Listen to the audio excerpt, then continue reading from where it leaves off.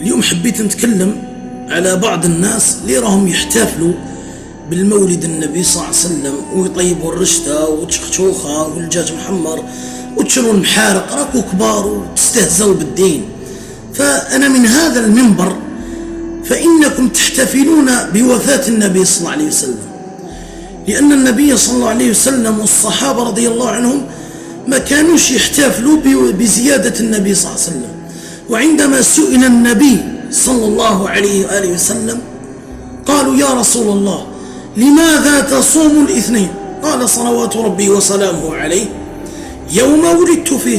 قالوا والخميس؟ قال صلى الله عليه وسلم ترفع الأعمال يوم الاثنين والخميس وأنا أحب أن أكون فيهما صائما. ولهذا نحن ننصحكم.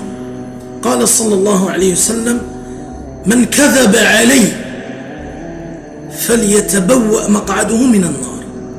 احذروا، كاين بعض الأئمة مبتدعة صوفية والعياذ بالله يرون بالجواز. احذروا إلى حديث النبي صلى الله عليه وسلم، والشاهد يبلغ الغائب.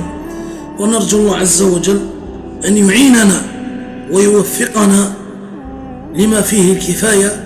وصلى اللهم وبارك على سيدنا محمد وعلى آله وصحبه أجمعين، وآخر دعوانا أن الحمد لله رب العالمين.